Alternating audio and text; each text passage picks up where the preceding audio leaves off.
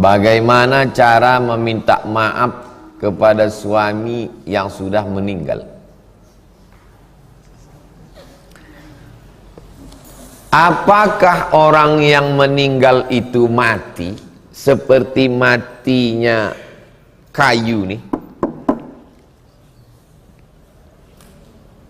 Orang menganggap kalau udah meninggal tak bisa minta maaf lagi. Kenapa?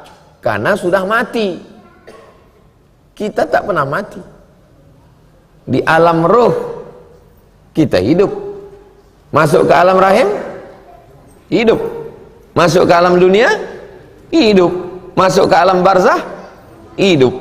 Masuk ke alam akhirat, surga neraka, hidup. Tak pernah mati. Bedanya kalau masih hidup di dunia ada responnya. Bang, maafkan aku ya. Iya, kata dia. Kalau udah mati, itu aja bedanya. Kalau udah mati, kita tetap minta maaf. Maafkan aku ya bang. Dia tak menjawab. Kalau dia menjawab, kita pula yang mati. Jadi tetap minta maaf. Orang dia mendengar kok. Mana dalilnya orang mati itu mendengar? Sumur tempat membuang jenazah Abu Jahal, Abu Lahab. Datang Nabi ke situ. Qad wajadtu ma fa'ala rabbi haqqa, hal wajadtum ma fa'ala rabbukum haqqa, kata Nabi. Aku sudah mendapati apa yang dijanjikan Tuhanku ternyata benar. Apakah kamu sudah mendapatkan apa yang dijanjikan Tuhan kamu? Antum ziarah ke makam koruptor. Terus antum bilang sama dia, wajadtu ma fa'ala rabbi haqqa, hal wajadtum ma fa'ala rabbukum haqqa.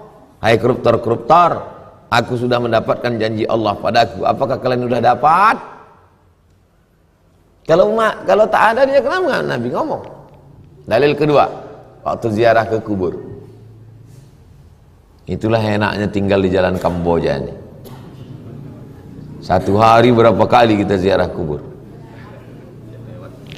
Saya kalau mau keluar, assalamualaikum ya ahla diyar minal mu'minin wa inna insyaallah bikum lahiqun yarhamullah al-mustaqdimin wal mustakhirin nas'allahu lana lakumul afiyah. Pas mau masuk, assalamualaikum ya ahla diyar minal mu'minin. Keselamatan untuk kamu wahai penghuni kubur. Untuk apa doa selamat kalau orangnya tak ada? Itu menunjukkan mereka ada. Tak mungkin yang didoakan itu batu nisan. Tak mungkin yang didoakan itu buluh bambu yang ada tumbuh di situ. Yang didoakan itu ada.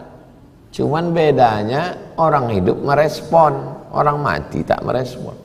Malah kadang-kadang orang mati merespon, yang hidup tak merespon. Orang mati itu bisa datang melalui mimpi.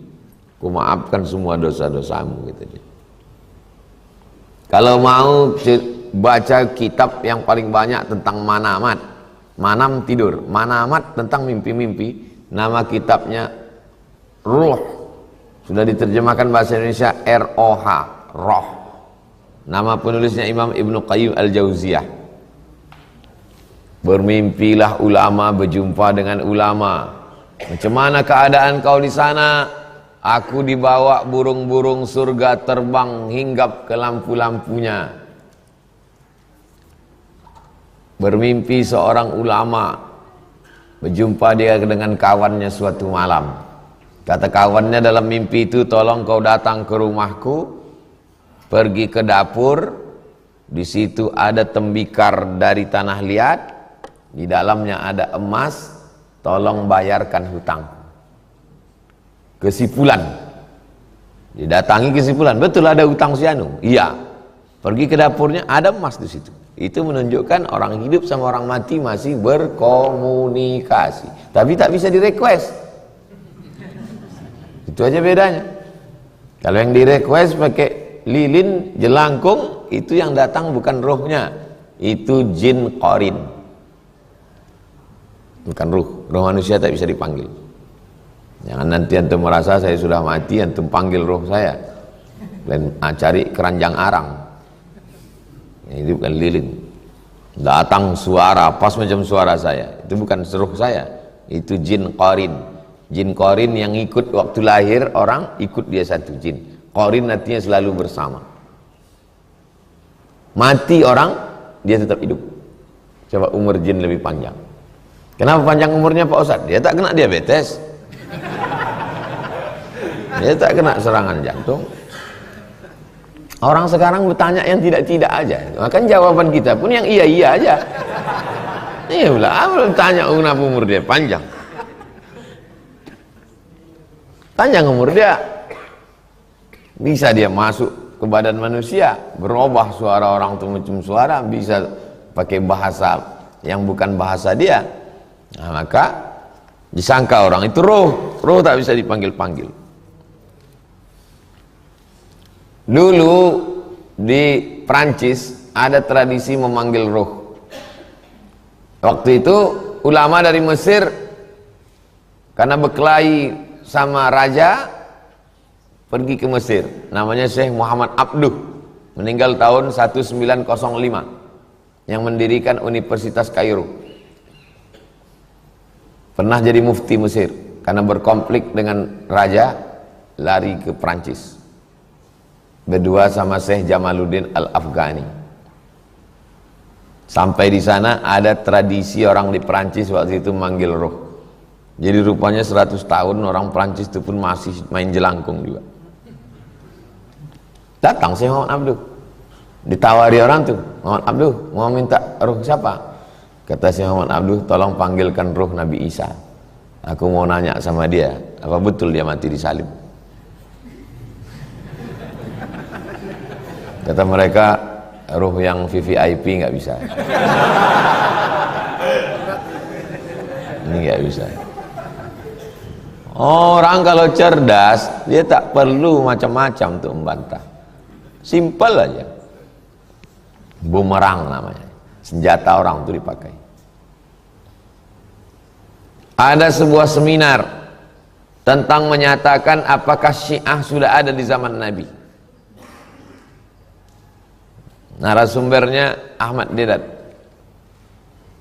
Datang dia, dibawanya sepatunya, diletakkannya dia di meja narasumber, sepatu letakkan sini. Tanya sama panitia, kenapa Tuan Syekh letak batu sini? Saya mendengar ada orang ngomong katanya Syiah di zaman Nabi itu suka nyuri sendal. Mana ada Syiah zaman Nabi? Oh, udah selesai ya. Kan itu inti seminarnya kan. Jadi meminta maaf kepada orang yang sudah meninggal, kita tetap minta maaf. Maafkan saya. Masalah dia memaafkan tak memaafkan bukan urusan kita. Kepada orang hidup pun juga begitu. Yang penting kita minta maaf. Dia memaafkan tak memaafkan itu urusan dia. Urusan kita adalah minta maaf. Tapi jangan semua yang ada di pikiran kita itu kita cakapkan. Maksud saya datang kita bilang, aku minta maaf sama kau ya. Masalah kau maafkan tak maafkan itu bukan urusanku. Makin mengamuk lah dia. Kita kalau minta maaf itu urus urusan kita, jangan urus urusan dia. Kita minta maaf kalau terkait masalah hutang bayar. Nah, setelah itu terserah dia, mau dia maafkan atau tidak, itu urusan dia. Jangan urus urusan kita. Kalau ziarah kita ke kubur cemana? Pertama ucapkan salam. Assalamualaikum ya ahla diyar minal mu'minin wa inna insyaallah bikum lahiqun yarhamullahu mustaqdimina wal mustakhirin nas'alullah lana wa lakumul afiyah. Habis itu baca yang 10 tadi. Istighfar, Fatihah, Qul huwallah, Al-Falaq, An-Nas, Al-Baqarah pangkal sampai wa alaikumul muflihun, ayat kursi, ujung Al-Baqarah, salawat la ilaha illallah. Ya Allah, sampaikanlah yang kubaca ini kepada almarhum. Wahai fulan bin fulan, aku banyak silap salah, maafkan segala silap salahku. Allahumma ighfir lahu warhamhu wa'afihi wa'afan. Pada saat almarhum suami sakit, belum sempat meminta maaf kepada suami, kepada ayah, kepada ibu, kepada abang, kepada adik, kepada saudara. Cuman beda alam. Kita alam dunia, dia alam barzakh. Barzakh itu artinya pemisah. Ini dunia, ini akhirat. Ini akhirat, ini dunia. Kita ini tidak disebut akhirat karena dunia belum kiamat. Dan dia pun belum disebut akhirat karena dunia masih ada. Pemisah antara akhirat dengan dunia namanya barzakh. Barzakh itu pemisah. Ini air Sungai Siak. Ini air laut Selat Malaka. Air laut ini tak masuk ke darat, air darat ini tak masuk ke laut. Ada pemisahnya, maka tak asin air Sungai Siak ini. Kalau tak ada pemisah masuk kemari asin lah ini, semua mati kita. Pemisahnya itu namanya barzakh. Bainahuma barzakhun la yabghiyan. Antara air laut dan air tawar ini ada barzakh, sehingga yang itu tak masuk kemari. Fabi ayyi ala'i rabbikuma, namanya alam barzakh. Dia pindah ke alam barzakh. Lebih lama di alam barzakh apa di alam dunia? Lebih lama di alam barzakh. Pergi kita ke Kuntu, tengok sebelah kanan sebelum jembatan, Syekh apa? Burhanuddin Kuntu. 1111 1111. Berarti sekarang udah 2024. Sudah lebih 1000 tahun. 1000 tahun. Berarti di alam barzakh. Imam Al-Ghazali meninggal 505. Sekarang sudah 1445. Imam Syafi'i, Imam Nawawi 676. Sekarang sudah 1445. Berapa lama di alam barzakh? Pikirkanlah apa yang mengalir selama ribuan tahun.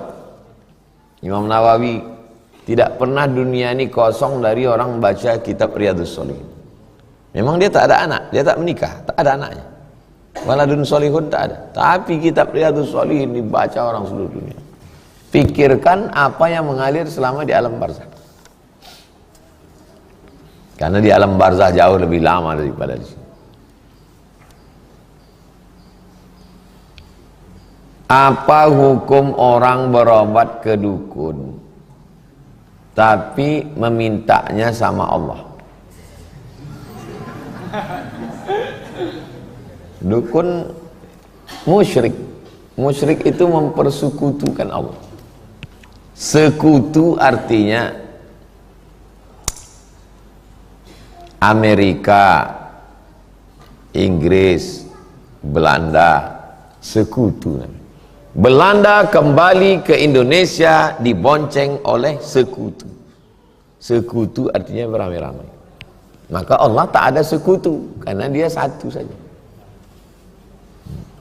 Slogan negara Malaysia, bersekutu tambah mutu. Kalau kita bersama-sama, Allah tak bersama-sama, orang dia sendirian, wahdaniyah, qul huwallahu ahad. Sedangkan orang yang musyrik ditambahkannya selain Allah itu ada dukun, ada Lata, ada Uzza, ada Manat, ada Hubal, ada Jibti, ada Taghut, ada Naham, ada Jembalang Tanah, ada setan, ada Memedit, ada Genderuwo. Maka orang yang meminta kepada selain Allah disebut dengan musyrik. Orang yang syirik amalnya gugur, mesti taubat. Betul, pertanyaan ini betul. Minta kepada Allah tapi minta juga ke dukun, syirik. Lain asyrakta, kalau kau syirik, la yahbatanna amaluka, semua amalmu gugur. Tak boleh syirik. Makanya agama Islam ini datang untuk memerangi syirik. Apakah Abu Jahal, Abu Lahab itu tidak tahu Allah? Tahu dia tentang Allah. Bedanya apa? Dia masih menyembah selain Allah. Minta ke Lata, minta ke Uzza. Jadi kalau ada orang sekarang sholat juga, tapi minta dia ke pokok kayu, minta dia ke penunggu hutan, minta ke setan, minta ke penunggu laut, syirik. Karena ada kuasa selain Allah, sedangkan kita la ilaha illallah. Lahul mulku wa lahul hamdu yuhyi wa yumit wa huwa ala kulli syai'in qadir. Apa pula kita minta kepada setan? Setan, tolong jangan ganggu kami ya setan. Nah, berarti kita minta kepada setan. Kalau kita tak pernah minta sama setan, kita mintanya sama Allah. A'udzu billah minasyaiton. Tak ada komunikasi kita dengan setan, tak pernah kita minta. Setan, ini ku kasih kau kepala ayam, jangan ganggu kami ya. Kambing lah kata setan. Mintanya sama Allah. Iyyaka na'budu wa iyyaka nasta'in. Jangan minta kepada makhluk. Apa hukumnya menjadi bazir?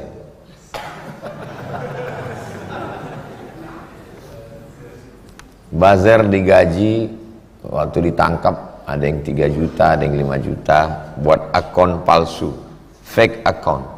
Semua yang menyerang saya itu kalau ditengok akunnya, pas dicek follower 0, posting 0, akun baru semua. Memang digaji untuk itu, untuk menyerang-nyerang ustaz. Lain posting kita, lain serang. Bagi saya tak pernah marah. Bagi saya ya syukurlah ada kita. Kalau tak ada kita apa kerja dia kan? Kan kasihan apa makan dia, anak dia mau sekolah, bini dia mau belanja. Kalau tak ada saya, apalah kerja orang tuh? Saya ini menciptakan lapangan kerja. Ya, saya biarkan aja, mana pernah saya balas. Haram. Innallaha tayyibun, Allah maha suci, la yaqbalu illa tayyiban. Allah tidak menerima kecuali yang suci-suci saja. Antum mendapat videonya kan? Yang ini udah cair dari ini, yang udah cair dari ini, udah kan? Gimana kami udah cair gitu. Ini cair dari ini, pecah kongsi karena Tuhan dah pecah 2 kongsi. Yang ini dapat cair dari sini, yang ini pun bengkel lagi ini. Pecah 2, pecah kongsi karena Tuhan sudah 2. Yang ini menyerang ini, lupa orang itu nyerang saya. Itu maka kemarin saya naik motor lagi ke Harau tuh biar supaya diserang. Seranglah kuy, seranglah. Baru orang tuh agak ingat sedikit, serang. Ketika masuk masjid ada 2 orang yang sedang sholat berjamaah. Kalau kita mau ikut bagaimana caranya? Apakah kita tepuk pundak makmumnya atau bagaimana? Ada 1 orang sholat, lalu kemudian ada makmumnya berdua. Kita tinggal berdiri saja. Orang ini berdiri begini. Minta tolong berdirian. Antum jadi imam. Terus kalau berdua laki-laki kan makmumnya di samping.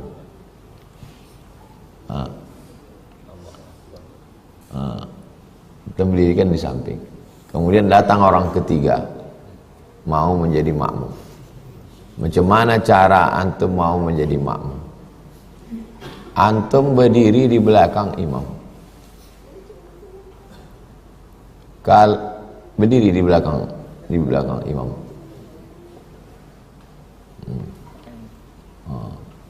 Antum kasih tahu sama makmum di belakang, biar mundur dia ke belakang. Mundur antum ke belakang. Salat berjamaah tuh.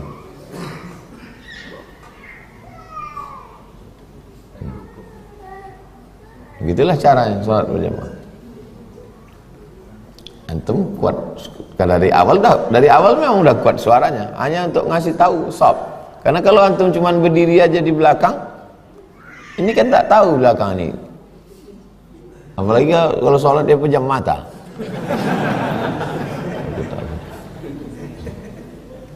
Begitulah dulu kalau nampak nanti orang sholat. Itu hanya ada dalam mazhab Syafi'i. Mazhab Maliki tak mau dia ikut itu, karena dia tak tahu orang berdua entah sholat asar atau sholat zuhur. masuk ke masjid siang, nampak orang berdua, kan tak tahu sholat zuhur apa dia sholat asar. Dalam mazhab Maliki, imam sama makmum mesti sama sholatnya. Kalau mazhab Syafi'i tidak, imam tahiyatul masjid pun bisa antum jadi makmum, imam ba'diyah pun bisa. Ada orang sholat, antum ikut di belakang, antum kasih tahu, lalu sholat, selesai salam dia bilang, Pak, saya itu tadi tahiyatul masjid. Tahiyatul masjid sholat apa? Sholat sunat. Ternyata yang ikut di belakang sholat zuhur. Sholat apa? Sholat wajib. Apa hukumnya imam sholat sunat, makmumnya sholat wajib? Kata mazhab Maliki tak ada hadisnya. Imam Malik ahli hadis. Tidak ada hadisnya imam sholat sunat, makmum sholat wajib. Cari mana hadisnya? Tak ada. Kata mazhab Maliki. Maka mazhab Maliki tak boleh. Kalau tak jelas imamnya sholat apa, tak sama, tak bisa. Kata mazhab Syafi'i ada. Ada hadisnya. Kata mazhab Maliki, mana hadisnya? Kata mazhab Syafi'i, hadisnya adalah waktu Nabi sholat sama sahabat. Selesai sholat, Nabi pulang ke rumah, sahabatnya duduk di masjid. Tak berapa lama datang orang kampungnya. Kata orang kampungnya, kau kan sahabat Nabi dekat, kami ngambil berkah, kaulah jadi imam kami. Sholat sahabat nih sekali lagi. Sahabat jadi imam, orang kampungnya jadi makmum. Pertanyaannya, sholat sahabat yang kedua ini sholat apa? Sunat. Sholat orang kampungnya wajib. Ada apa tak ada hadisnya? Ada. Itulah maka mazhab Syafi'i itu lebih kuat dalam bidang pengambilan hukum fikih. Bisa tertangkapnya karena hadis yang dia pahami bukan tekstual. Kalau mau dicari hadis imam sholat sunat, makmum sholat wajib, sampai mati tak ketemu hadisnya. Bukalah satu-satu. Karena itu bukan teks, itu pemahaman terhadap teks. Dalil kedua, salat khauf. Khauf artinya takut. Nabi jadi imam, makmumnya dua baris. Baris yang pertama salat, baris yang kedua di belakang megang tombak untuk menjaga takut musuh datang mana. Selesai salat salam, baris yang pertama mundur ke belakang, baris yang belakang maju ke depan, imamnya tetap Nabi. Pertanyaannya, Nabi sholat berapa kali? 2 kali. Sholat yang pertama sholat apa? Wajib. Yang kedua? Sunat. Antum kalau sholat zuhur 2 kali, sholat yang pertama itu wajib, yang kedua itu sunat. Itulah dalil imam sholat sunat, makmumnya sholat wajib. Sah apa tak sah? Sah. Mazhab Syafi'i itu. Jelas?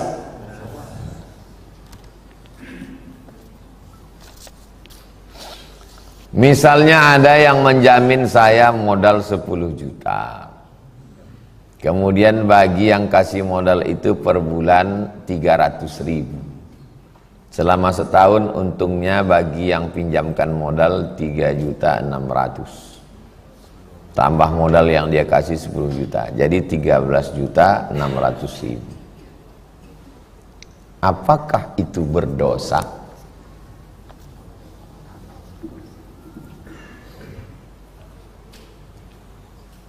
Berdosa atau tak berdosa? Di mana letak dosanya? Letak dosanya itu adalah ketika dia bilang, ku pinjamkan kau 10 juta, bayar sebulan 300.000, untung tak untung pokoknya aku dapat 300.000 sebulan. Itu namanya riba. Tapi kalau dalam perjanjiannya, ku pinjamkan kau modal 10 juta, kau pakai untuk tanam melon, atau ternak lele, atau ternak puyuh, nanti kalau untung, kita bagi. Kalau rugi, kita tanggung bersama. Itu namanya mudharabah, bagi hasil. Kalau yang pertama tadi, aku tak mau tahu, kau mau untung, kau mau buntung, pokoknya aku tetap dapat 300.000. Jadi di mana letak ekonomi syariah bedanya dengan konvensional? Akhlak. Antum kalau punya duit 10.000, 10 juta, duit itu jangan antum simpan, antum investasikan. Antum pensiun dapat duit 100 juta, antum letakkan di bank konvensional. Untung tak untung, rugi tak rugi, pokoknya tiap bulan antum dapat bunga 1 juta. Beda kalau duit itu antum mudharabahkan, antum bagi hasil. Pertama, membuka lapangan kerja. Kumpulkan anak muda 2 orang. Anak muda, ya, saya ada modal nih 100 juta. Kalian bisa buat apa? Kami bisa ternak puyuh, Pak. Ternak puyuh, buat perjanjian. Pertama, buka lapangan kerja. Yang kedua, silaturahim antum. Selama ini antum di rumah aja, yang antum kenal cuman Amitabh Bachchan, Sanjay Dutt. Sekarang antum punya kenalan anak muda 3 orang. Silaturahim terjalin, ada kontak sesama manusia, bangkit semangat. Yang ketiga, doa antum lebih khusyuk dari sebelumnya. Setiap malam antum bangun tahajud dan berdoa kepada Allah, ya Allah, berhasillah ternak puyuh orang. Karena kalau tak berhasil, hilang duit antum. Bangkit adrenalin. Yang keempat, setiap antum jumpa orang, jumpa pakar pertanian dari IPB, jumpa dokter dari Papertapet, Fakultas Pertanian dan Peternakan. Antum tanya, Bapak dari Papertapet? Iya. Tahu ilmu tentang ternak? Tahu. Antum linkkan dengan anak muda. Assalamualaikum anak muda, ya bisa datang sebentar? Mau ku kenalkan kalian sama pakar Papertapet ini tentang ternak puyuh. Tersambung silatu. Itulah makna ekonomi syariah. Kalau ekonomi konvensional, ku kasih kau 10, aku tak mau tahu. Pokoknya aku dapat transferan 300 sebulan. Itulah riba. Tertangkap antum di mana letak bagusnya ekonomi syariah? Pada akhlak. Asal lewat antum di kandang puyuhnya itu antum baca Al-Fatihah. Ya Allah, sehatkan puyuh-puyuh ini, ya Allah. Asal antum dengar suara petir menggelegar, bam, bangun antum, teringat antum puyuh itu. Kalau sampai puyuh ini terkejut, dia tak mau bertelur. Kalau sampai puyuh ini terkejut, dia tak mau kawin. Jadi orang yang tak mau kawin itu karena terkejut. Makanya kandang puyuh tak boleh dekat airport, karena terkejut dia mendengar suara pesawat. Apalagi di dekat lapangan angkatan udara, tak boleh. Ternak ayam tak boleh. Satu kandang ayam itu tak mau kawin, tak mau bertelur. Jamaah kita dulu buka ternak ayam, tanya, tak berkembang Ustaz, kenapa? Terkejut ayamnya. Bagaimana nikahnya orang yang tunawicara? Orang yang tunawicara nikahnya pakai tulisan. Kalau dia bisa menulis, aku nikahkan engkau dengan anakku dengan mahar sebentuk cincin emas tunai, kata si bapak perempuan. Kata dia pakai bahasa isyarat. Ada bahasa isyarat yang disepakati semua orang. Atau dia pakai tulisan, saya terima. Dia tak diwakilkan ke orang lain. Pakai bahasa isyarat yang disepakati semua orang, bukan dia khusus saja. Atau pakai tulisan, menunjukkan bahwa dia qabul, karena ijab sudah ada, tinggal qabul. Dia hanya bilang qabiltu, zawwajtukaha bima ma'aka minal Qur'an, kunikahkan engkau. Dalam bahasa Arab singkat aja, zawwajtuka bi ibnati bil khatim min zahab, kunikahkan engkau dengan anak perempuanku dengan cincin emas. Antum tinggal jawab qabiltu, abil atau qabiltu tazwijaha wa nikaha. Yang panjang itu bahasa kita, aku terima nikah, diulang lagi, diulang lagi. Banyak drama aja. Saya punya tetangga dulu masih tegur sapa sama dia.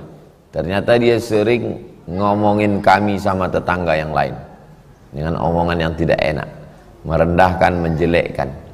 Setelah dia bertengkar dengan tetangga sebelah, maka terbongkarlah perangainya.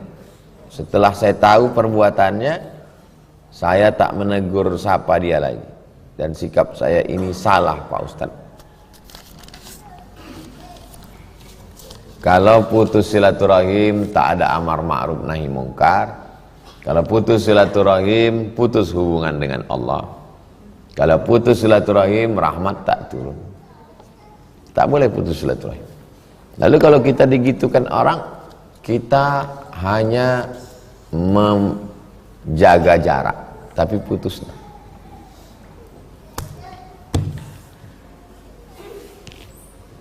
Kalau ada orang yang kalau kita dekat dengan dia kita teraniaya, maka kita hanya menjaga jarak, tapi bukan putus. Saya berhubungan dengan orang-orang yang terkait dengan saya. Masalah jadwal, masalah pondok, masalah. Adapun orang yang tak ada hubungan kait, saya tak putus hubungan. Saya tetap sambung hubungan. Cuman tidak seintens. Komunikasinya tidak sebanyak. Jadi dengan tetangga, dengan kawan, dengan sahabat kita tetap hubungan baik.